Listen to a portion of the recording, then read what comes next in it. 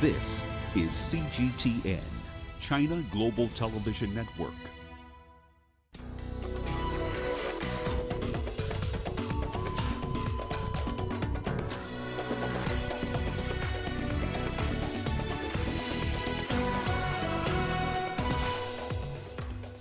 A second Ebola case confirmed in the DRC as vaccinations restart to prevent an outbreak.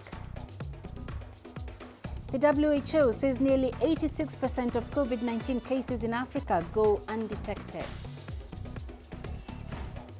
And US President Joe Biden set to meet Kenya's Uhuru Kenyatta Thursday for bilateral talks. This is Africa Live. Hello and welcome to the show. I am Peninah Karibe, and joining me with the business headlines is Uche. Thank you, Peninah. And here's a look at what's coming up on Africa Live, please. Zimbabwe is negotiating importing electricity from Zambia and Mozambique. And South Africa's agricultural sector bounces back with a record harvest. Of course, all that coming up within the program. For now, back to you, Peninah. Thank you, Uche. Let's begin in the Democratic Republic of Congo. A second case of Ebola has been confirmed in the eastern part of the country, where vaccination efforts began on Wednesday. A health official says the second case is a 42-year-old woman who tested positive in the city of Beni. This comes just 5 days after the first case was reported also in North Kivu province. The World Health Organization says about 1,000 vaccine doses have been delivered to the provincial capital of Goma, with around 200 sent onward to Beni. Let's get more from the World Health Organization. And a short while ago, we spoke to Dr. Tiano Balde from the WHO Regional Office for Africa. He's currently the Deputy Incident Manager for COVID-19 emergency response, and he started by telling us about that second case of Ebola in the DRC. We've been informed about a second case, following the first case, which were already confirmed about 6 days ago now. So this second case is a lady living somehow in the same area than the first case, and which seems to be have been, somehow a contact of that person who has. It was definitely the first case was a baby of 2 years old, and this one is a lady of 42 years old. The different actions currently, the support of the response have been initiated with the listing, obviously, of the contact, the improvement of the surveillance measures, but at the meantime, also the vaccination. This outbreak, this flare-up of the outbreak is happening in an area where we had this previous outbreak in 2018, from 2018 to 2020. So there were already some of the resources which were, in stock in the North Kivu, in Goma, and so those are the one which has been used for responding to this flare-up. And based on the latest information that we got from the national health authorities in the DRC, there's been a kind of linkage by doing the genomic sequencing of the first case. They have found out, a kind of relation, a kind of linkage between that case and also a survival of the previous Ebola outbreak in the DRC in North Kivu. For the Ebola vaccination, this is a standard procedure. So it's about vaccinating the contacts and the contacts of the contacts. This is a ring vaccination. It's not really a general vaccination. Once a case is identified, so the contacts are identified and sensitized, and then they are also offered to have the vaccine for protecting them and for protecting the community, against the virus. And obviously, in addition to the close people who are around the confirmed cases, usually also this type of vaccination, in ring vaccination, target also the most vulnerable people, notably the most at-risk people, notably the healthcare workers. For the moment, those are the two cases which has been reported, and definitely the surveillance activities are going to be reinforced and improved in order to find any other additional cases, and if there is any, and obviously to take all of the different appropriate public health measures, for containing those cases. We know that we have learned a lot during the past Ebola outbreak in the North Kivu. And so definitely, all of the different resources and means will be mobilized for trying to handle and to control this outbreak with the support, obviously on support of the national health authorities. The World Health Organization Regional Office for Africa has announced a new initiative to enhance community screening for COVID-19 in 8 countries. This comes after an assessment by the organization revealed that only 1 in 7 cases are being detected. The program aims to provide rapid diagnostic testing to more than 7 million people. Experts say that the actual number of COVID-19 infections on the continent could potentially be 7 more times than that which have been reported. Furthermore, they state that there exists large-scale underreporting caused by the high percentage of asymptomatic cases on the continent. To kick off implementation, the WHO has disbursed $1.8 million to the 8 participating nations in Africa. As WHO in Africa, we're using a model to estimate the degree of underestimation. Our analysis indicates that as few as 1 in 7 cases is being detected, meaning that the true COVID-19 burden in Africa could be around 59 million cases. The proportion of underreporting on deaths is lower. Our estimates suggest around 1 in 3 deaths are being reported. Deaths appear to be lower on the continent, in part because of the predominantly younger and more active population. With limited testing, we're still flying blind in far too many communities in Africa. Most tests are carried out on people with symptoms, but much of the transmission is driven by asymptomatic people. Estimates suggest that between 65 and 85% of COVID-19 cases are asymptomatic. The reported cases we see could therefore just be the tip of the iceberg. U.S. President Joe Biden will host Kenyan President Uhuru Kenyatta in Washington as the White House weighs sanctions against parties to the conflict in a northern region of the neighboring Ethiopia. And now Nigeria's military has confirmed the death of Abu Musab al-Barnawi, the leader of the terrorist group Islamic State West Africa Province. The African nation has been waging war against insurgency since 2009 and claims to be winning that war with its consistent onslaught against the terrorists. Philly has reports from Abuja, the country's capital. Abu Musab al-Barnawi was reported to have been killed last month by locals in Borno State, northeast Nigeria, but this is the first time it's been confirmed by the Nigerian military. Top military commander and Chief of Defense Staff, General Lucky Irabor, confirmed the news but did not give details on how exactly al-Barnawi was killed or when it happened. The group ISWAP has not confirmed the death, but the news is coming months after Abubakar Shekau, the leader of rival faction Boko Haram, was confirmed dead in May. Al-Barnawi was the son of the founder of Nigeria's Boko Haram militant group, Mohammed Yusuf. The insurgents have waged a war against the Nigerian state for nearly 12 years now. According to the United Nations, more than 35,000 people have been killed and over 2 million more displaced from their homes since the war began. The Nigerian government says it has intensified attacks on insurgents, dealing a big blow to the group. So far, officials say more than 6,000 of them, including their families, have laid down their arms and surrendered. Phil Ihaza, CGTN, Abuja. 5 biracial women born in colonial Congo are suing the Belgian state for crimes against humanity. The women were separated from their African families when the region was under Belgian rule. They were then placed in a religious mission in Katende in the province of Kasai. The move is aimed at compelling Belgium to take responsibility for challenges faced by mixed-race children during this time. Belgian authorities ruled over Congo from 1908 to 1960. The case is currently being examined by a court in Brussels. The lawsuit comes amid growing calls for Belgium to reassess its colonial past. The women have requested compensation of about $58,000 each.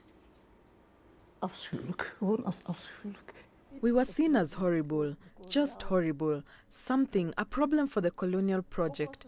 The problem was also that we were considered children of the state. It was not the mother who exercised power. It was the state that was allowed to exercise power. And in that sense, they were free to do as they pleased. Au nom du gouvernement fédéral belge, On behalf of the Belgian federal government, I apologize for the Métis of Belgian colonial origin and their families for the injustice and their suffering. qu'ils ont subi.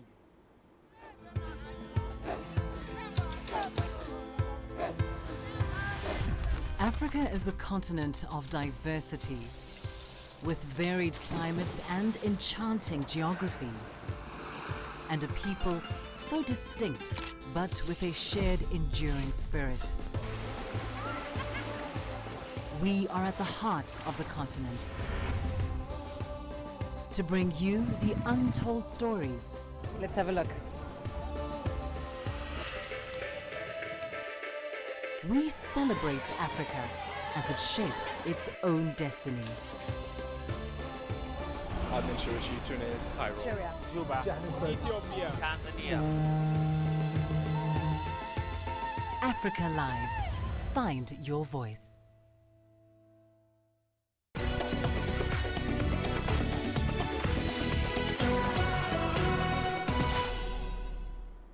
China plans to set up an international center for innovation on sustainable transportation.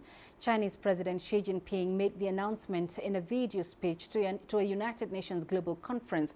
He said transportation is the backbone of the economy and helps connect the world as a global village. He called for a greener system and low carbon development, as well as more imports to support developing regions. We should leverage the enabling role of transport and increase related import in poor regions, so that local economies and people's lives could improve as a result of better roads.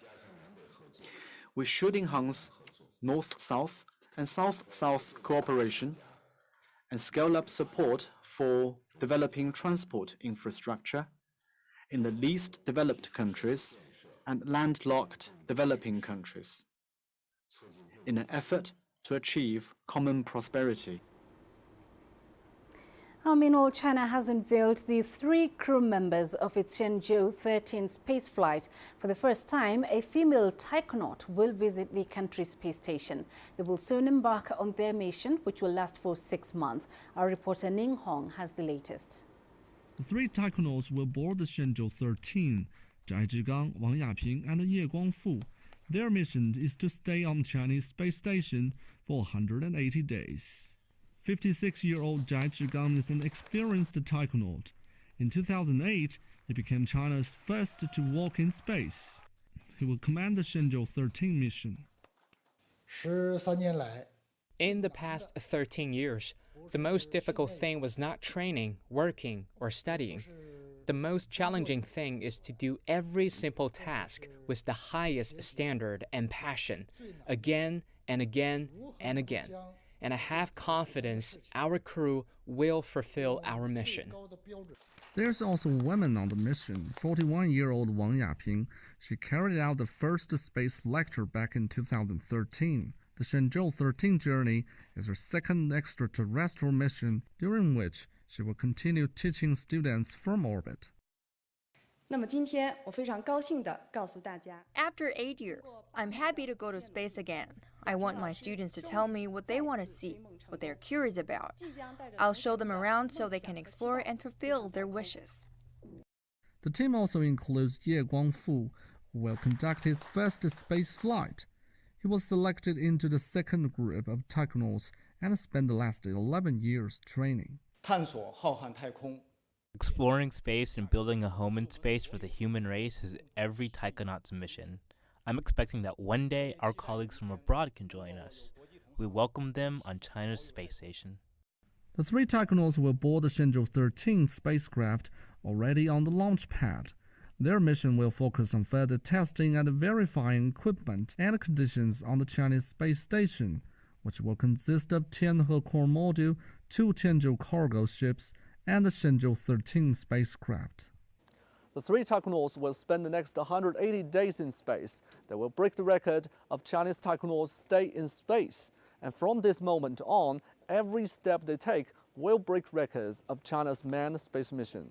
Ning Hong, CGTN, Jiuquan Satellite Launch Center.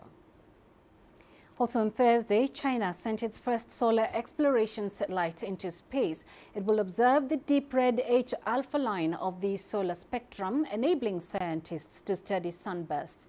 The satellite was launched from the North China's Taiyuan, and officials said it has entered orbit as planned. The new satellite is called the Chinese H-alpha Solar Explorer, or CHASE. Its Chinese name, Shehe, is the name of the sun goddess in ancient Chinese mythology. Taiwan authorities are investigating what caused a huge fire that claimed at least 46 lives and injured dozens more in Kaohsiung. They say 86 people have been rescued after a residential building in the city caught fire at around 3 a.m. local time. The city mayor says the structure was partly abandoned. It used to house restaurants, karaoke lounges and a cinema. The Taiwan Affairs Office of the State Council and the association across the Taiwan streets have extended condolences to the families of the victims. Sun Yu-tong tells us more.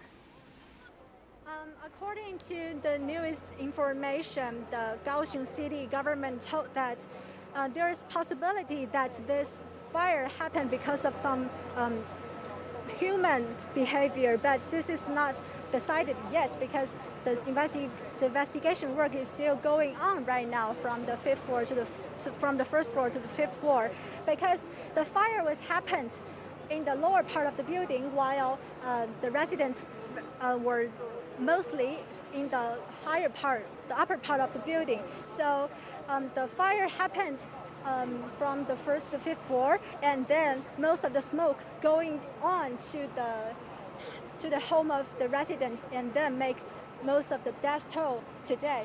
And the investigation work covers like the CCTV there, and also some of the other investigation, including who or what caused the fire. So there's still not a very decided conclusion right now, but we will continue to follow that.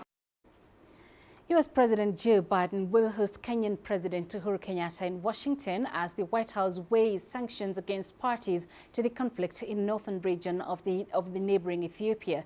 The meeting will mark Biden's first as president with an African leader. The White House spokesperson said the two would discuss efforts to advance peace and security, accelerate economic growth, and tackle climate change.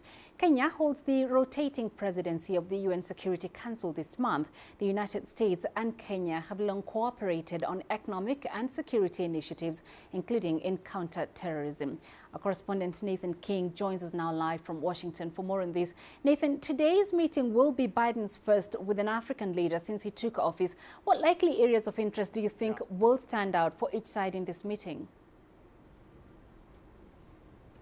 Yeah, I mean, it's no coincidence, by the way, and I may be cynical here, that Uhuru Kenyatta will be here at the White House while they hold the presidency of the UN Security Council.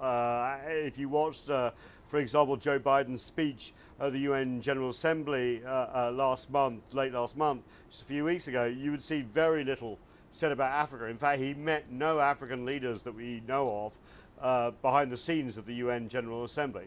Quite incredible. Really, even though it was a sort of COVID time. So this will be a very high-profile event, but there'll be focuses very much from the US side, which may not match Nairobi's view of what they want to prioritize. I think the US side is going to prioritize very much the ongoing conflict in Ethiopia, Kenya's ability to try and mediate and help in that. Also, this US administration, as you know, is dominated by China. As you know, China's got a lot of investment in Kenya. That will be very much a sort of question mark for the Biden administration for President Kenyatta. But at the same time, Kenya's asked, where is our bilateral trade agreement? As you know, negotiations started very vigorously under the Trump administration, which was really meant to be the first sort of big bilateral trade deal outside of the Africa Growth and Opportunity Act. Those negotiations have stalled. Like, as you know, the Biden administration have only just announced some sort of policy towards even one of their biggest trading partners, China. So as you can imagine, Kenya is not on that list. So that's, I mean, if I was the Kenyan delegation, I would stress that. Of course, they're going to talk about COVID as well.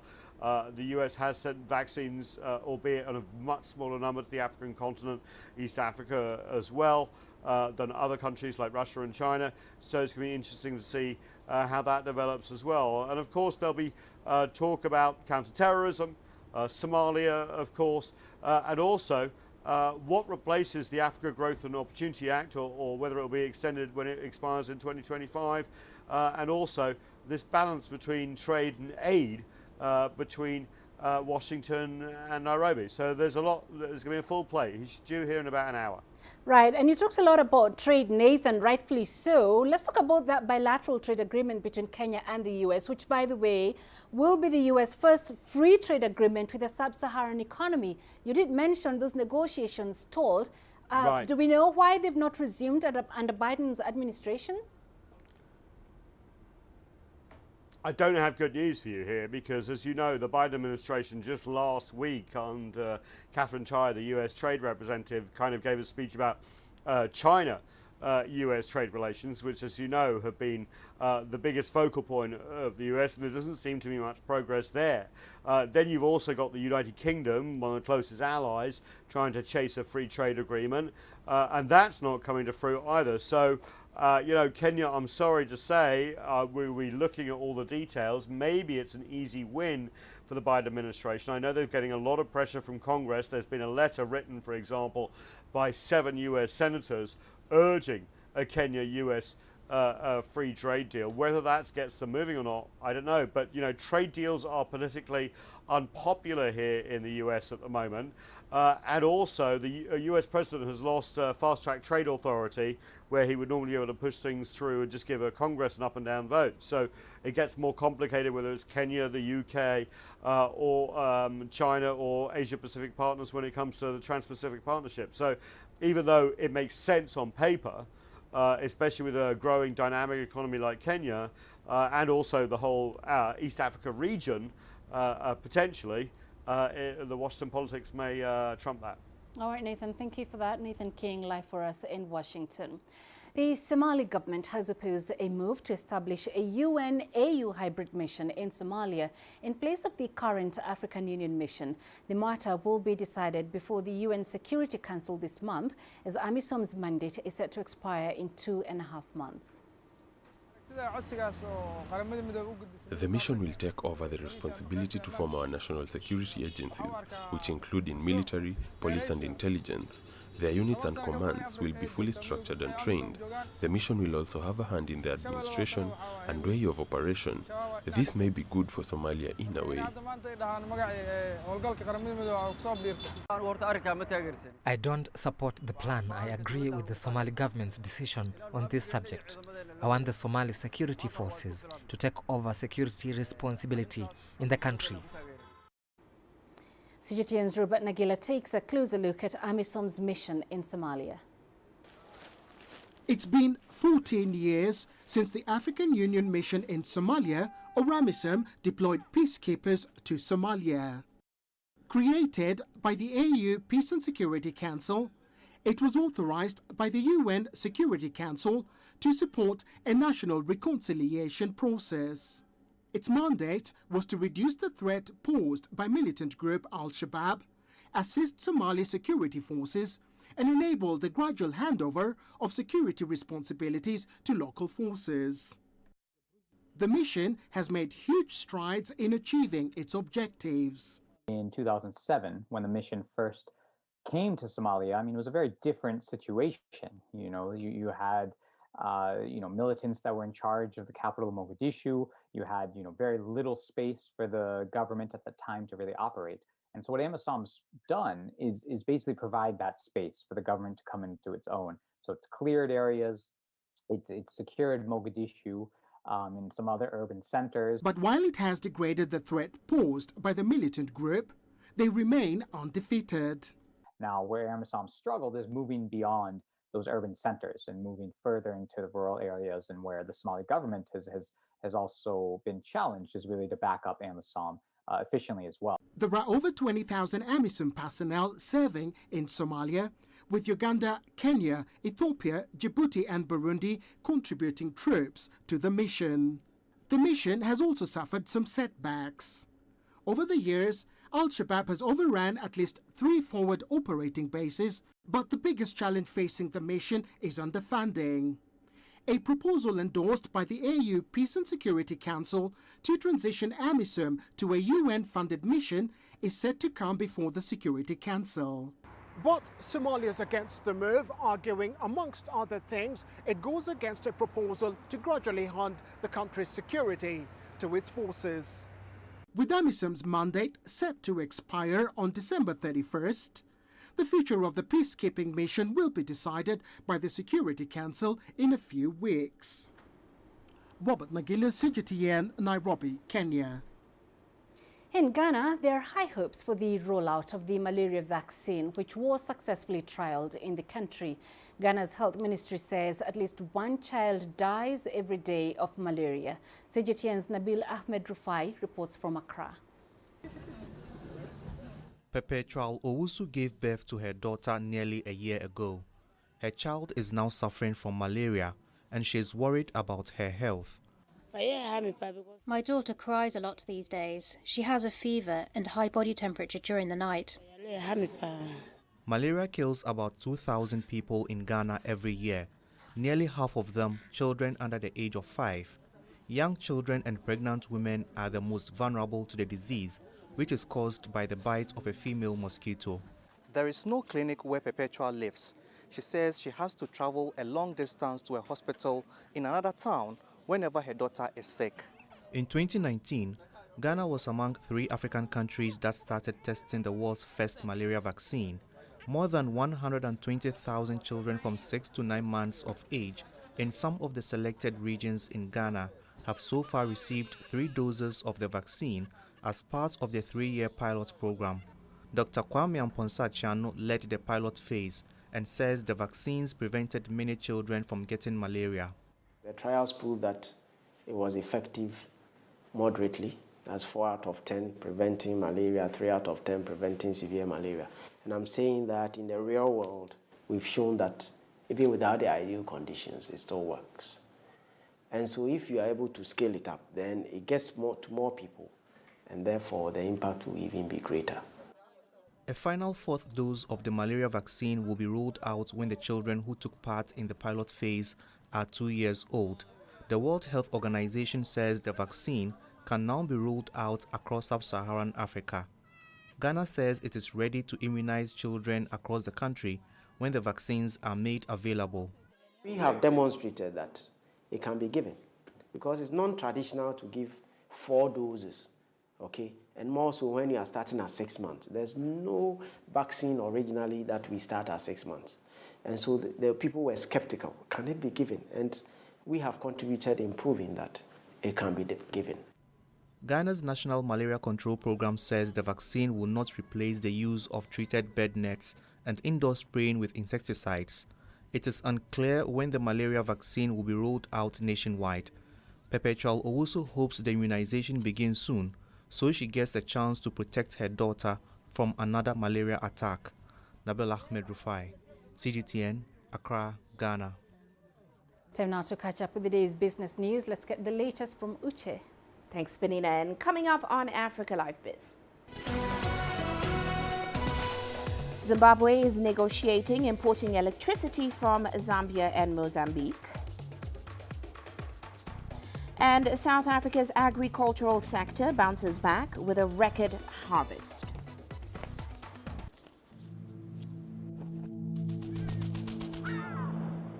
How will your world change today? What happens here? What happens there? Or what you make happen for yourself? If it matters to you, it matters to us too. Your stories are the stories that need to be told. Africa Live. Find your voice.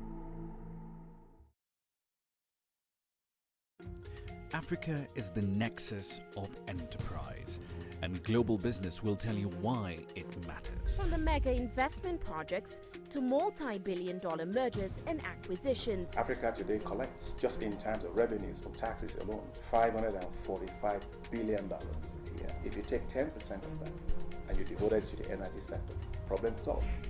All this on Global Business, weekdays at this time on CGTN.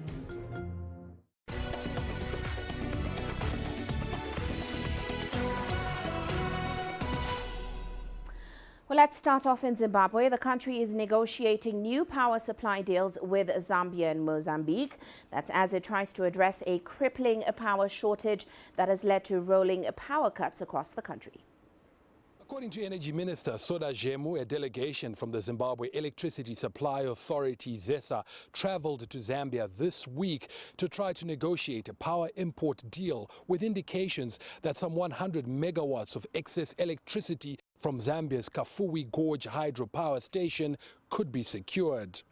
An additional 180 megawatts is being sought from Zambia, which could cut the current electricity shortfall to about 300 megawatts per day. Zimbabwe has been experiencing a power crisis due to reduced generation at the aging main thermal power station and the Karibe hydropower plant, where repairs to the dam wall are underway. The challenges are expected to ease when 2 new units that will generate a combined 300 megawatts of energy at the Hwange thermal power station are commissioned in 2022. Farai Mwakutuya, CGTN, Harare, Zimbabwe. Meanwhile, in South Africa, the country's commercial agriculture sector has reported a historically high harvest season. Now, despite the pressures of COVID-19, South Africa's various agricultural subsectors are now recording a positive growth. Here's Sumitra Naidu with the details. Food agriculture was one of the sectors declared essential services during COVID. While the economy ground to a halt during the hard lockdown, food supply chains continued to run. We have the second largest harvest in the history of South Africa, and also just record harvest in the citrus spaces, and also if you were to look in the livestock industry. So in combination, all of those have enabled the sector to do fairly well in 2020, which is why we saw it growing by around about 13.4% on a year-on-year basis. And we moved into 2021 with pretty much similar optimism. But the favorable weather conditions and ongoing activity wasn't enough for smaller farmers. Smaller scale black farmers, we found, were overwhelmingly negatively affected. Disruptions to inputs and increasing input prices, and their inability, because of the market conditions, to increase their prices in line with those inputs. So although food prices in the retail space have gone up, the prices are not going up for the farmers generally. They're under pressure to keep prices down. Small-scale farmers are essential to food security and keeping food prices lower, especially in poorer areas. But they're often under-resourced to deal with inflation and unable to manage adverse weather conditions.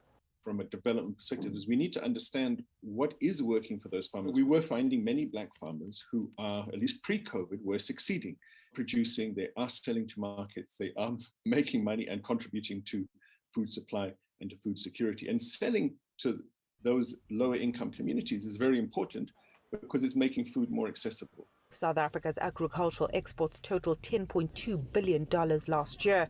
The industry is on track to do better in 2021, with exports for the first half of this year up over $6 billion already. South Africa's neighbors are also recording strong growth. If you look broader now, Southern Africa region, I would say the picture looks fairly better. I mean, you think of Mozambique was affected by floods and the droughts for a number of years. But I think 2021 and to an extent 2020 has been the recovery year. The numbers are double-digit up in terms of the harvest across all of the major crops. When we look at Zimbabwe, for example, they had this year the largest harvest since about 1984. Efforts are continuing to assist small-scale farmers in South Africa. This includes COVID-19 relief funding. Employment in the sector remains strong with over 850,000 jobs. Some economists expect this number to grow significantly by year-end. Sumitra Naidu, CGTN, Johannesburg, South Africa.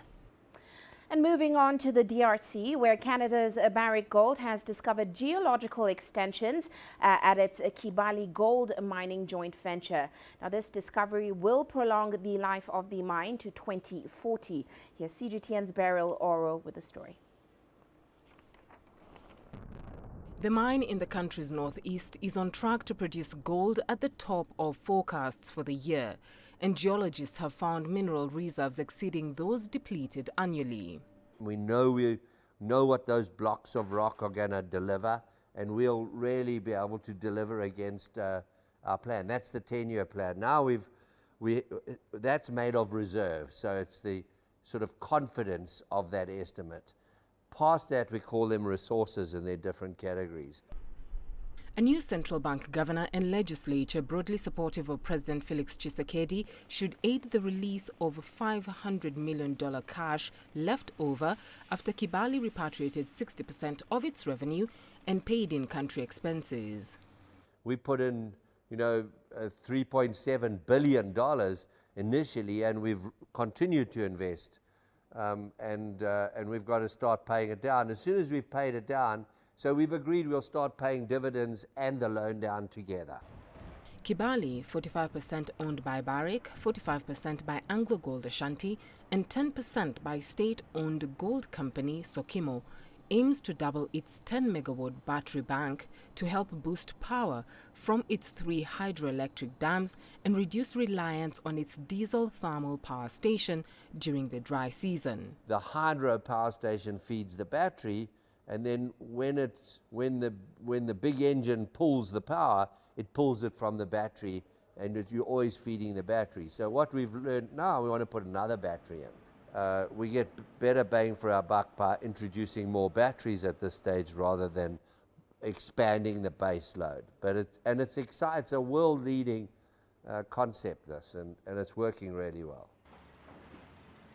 Bristow, who wants to add more copper assets to Barrick's portfolio, also said he was looking at opportunities in Congo's copper belt in the south. We will invest in copper opportunities where we have a competitive advantage over the traditional copper miners. And our view is in DRC, we have that. And so, we've been certainly looking at the copper regions, the Central African copper belt. The company is working with the government to create an exclusion zone on its concession where artisanal mining would be authorized, and will help identify gold deposits for mining by local communities who have been working inside the protected Garamba National Park. Beryl Oro, CGTN. And in Uganda, the country's communication regulator says that internet penetration amongst consumers is still quite low, and that's despite most businesses embracing e-commerce. But as CGTN's Hilary Ayesigana reports, Uganda's mobile telecom operators are now moving to bridge that gap by connecting close to 22 million phone users at a cheaper cost. Hilary Mukanye deals in phones. He says phones with no data connection attract more customers compared to smartphones. Affordability is a main use according to me. Because as I say, some phones, the person comes looking for a phone of 30,000. And truth be told, 30,000 can't buy a good phone. This trend is worrying the regulator and the mobile telecom operators. But the biggest hurdle remains the device penetration, and therefore we need to invest, and we are investing in device subsidy so that more and more Ugandans can have access to mobile data services. The phone operator says it will sell some smartphones at an affordable price, and payments will be in installments for 6 months. According to a recent report by the Uganda Communications Commission, the total number of connected smartphones or internet-enabled gadgets stood at 9.7 million, while basic phones were 22.4 million. On average, a smartphone on the Ugandan market costs about $33. That amount for some Ugandans is more than what they can afford. But as telecom operators push for easy access to smart devices, the biggest downside is high internet costs. E-commerce is the way to go. People have to save time, but at the same time reduce costs of operations. Ugandan lawmakers recently passed a bill introducing a 12% tax on internet data. Phone dealers want the taxes on phones and data reviewed. The government can fix in their issues and policies concerning the taxes so that when the taxes are low, the prices can be affordable in the long run. But this may take some time as the country struggles to recover from the effects of the COVID-19 pandemic. Hilary Isga, CGTN, Kampala, Uganda. And on to international news now. China Petroleum and Chemical Corporation, also known as Sinopec, has made a significant breakthrough in clean energy production. That's after its Fuling shale gas field in Chongqing started producing more than 40 billion cubic meters of shale gas. With this, China has also become the first country to achieve shale gas commercial operations outside North America. Our Liu Zhaoqun reports. Though surging coal prices have brought pains to the global economy, higher shale gas output is not only a boon, but a much cleaner alternative for global energy security amid rising climate concerns. Some experts estimate domestic gas output will account for about 55% of consumption over 2021 to 2025. It also accounts for the majority of gas supply in China. Sinopec, the world's largest refiner by volume, has been ramping up natural gas production to ensure the sufficient gas supply in the country. Sinopec's Fuling shale gas field, the first large-scale commercial shale gas field in China, has started producing more than 40 billion cubic meters of shale gas, a new record for cumulative shale gas production in the country. Shale gas is a natural gas that's tightly trapped within shale formations deep underground. It's widely dispersed across the globe. Fuling is China's sixth largest natural gas field and one of the major gas sources feeding China's Sichuan East gas pipeline. It's also an important resource base for Sinopec's promotion of gas usage in the Yangtze River economic belt. Currently, the daily output at the Fuling shale gas field is around 20 million cubic meters, sufficient to meet the field requirements of 40 million houses. We have been constantly improving the production efficiency and output time at the Fuling field. The time used for drilling and fracturing has been halved. The Jiaoye 1HF system has now been in operation for more than 3,000 consecutive days. According to Liu, the project has helped maintain Sinopec's clean energy supply capacity and helped to bolster China's energy security. Liu Zhaoqin, CGTN, Chongqing. And the second United Nations Global Sustainable Transport Conference kicks off in Beijing from the 14th to the 16th of October. The conference provides an opportunity to focus attention on the opportunities, challenges, and solutions towards achieving sustainable transport worldwide. Well, let's now take a look at how China is doing its bid to achieve this goal. The UN says the transport sector produces a quarter of direct greenhouse gas emissions. Electric vehicles could help reduce that, depending on how the electricity is generated. The market for electric vehicles is growing. Almost as many were sold around the world in the first half of this year as the total for 2020. The highest sales were in China, where there was a 200% year-on-year increase. From January to August, sales of electric vehicles worldwide showed a high growth rate, with the global total reaching more than 3 million units, an increase of 150% year-on-year. The total number of electric vehicles sold in China has also seen an explosive growth, reaching 1.65 million units, accounting for half of the global share. The rapid expansion of the electric vehicle market in China is mainly due to active encouragement from the government. From January to September, 34% of sales were small mini cars, and 30% were medium-sized cars. We have made a big breakthrough in the main market of medium and large EVs with high technology. And while a second family car, or in small and medium-sized cities and counties, small cars are performing extremely well. So we have a comprehensive development of both the high and low end of the market in China, which is driving the strong performance of the whole Chinese EV market. Cui says with China's commitment to reach peak emissions by 2030, the traditional car market will gradually shrink. There are still challenges like chip shortages for high-end cars. But with demand growing and the tilt of policy, opportunities are much bigger than challenges. Well, that's all for now on Africa Live Biz, but still to come on Global Business Africa, we'll be bringing you the highlights from President Uhuru Kenyatta's meeting with U.S. President Joe Biden. Of course, all that coming up at top of the hour. For now, back to you. Thank you, Uche. You're watching Africa Live. We still have plenty coming up, including this.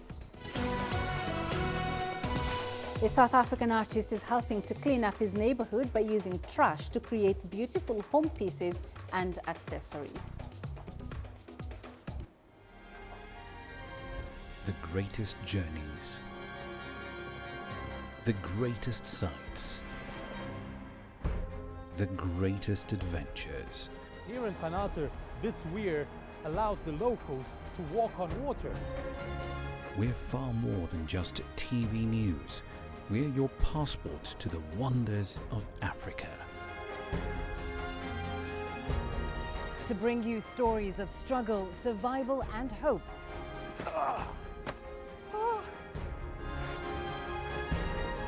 So let's explore.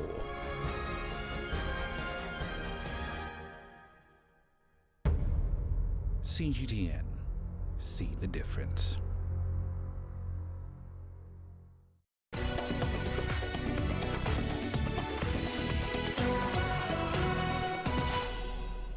A South African artist is helping to clean up his neighborhood by using trash to create beautiful home pieces and accessories. Sile Shabangu has found purpose for both discarded soda cans and non-indigenous trees, which can upset the biodiversity of an environment. CGTN's Julie Shire takes a look. Talented artist and designer Sile Shabangu runs his self-funded workshop in the midst of the rolling hills of Mpumalanga Township. It's here that he creates African-styled ornaments and jewelry from trash lying around. Women who collect cans in the community, they bring them here and we pay with them more than what they actually get from the scrap dealers. And they benefit and we also benefit because we bring value to that waste. So all these cans that they collect were just cans. Now we turn them into artworks and beautiful crafts that we can resell. Shabangu created a makeshift foundry to melt the aluminium cans and repurpose them. We crush them and we put them into our foundry. After they get melted down, we pour them into different molds that allow us to get different shapes, different metal shapes out of them. So basically this can get turned into something like this. This is a African wood-inspired walking stick. It's a modern type of walking stick. He's added wood from invasive species trees to his designs. So instead of just cutting it down and turning it into firewood, we might as well turn it into something valuable. So we make these trays. These are bases for clocks, a small clock, and coasters as well. So it's not only good for us, but it's good for the environment. Shabangu has big ambitions for his business despite a slowdown through the lockdown. He's hoping a move to the lowest level of lockdown will change this. We're going to need help from small businesses as well as government to actually just push us through. There will always be rubbish, there will always be waste, and there will always be unemployed people. So it's a no-brainer that you get unemployed people to turn waste into something valuable. Most of South Africa's trash still ends up in landfills, but artists like Shabangu could help keep trash out of dumps, which in turn could create much-needed jobs. Julie Shara, CGTN, Cape Town, South Africa. And coming up in sports news, President Macron touts Paris Olympics an investment for youth and hopes games will be perfect.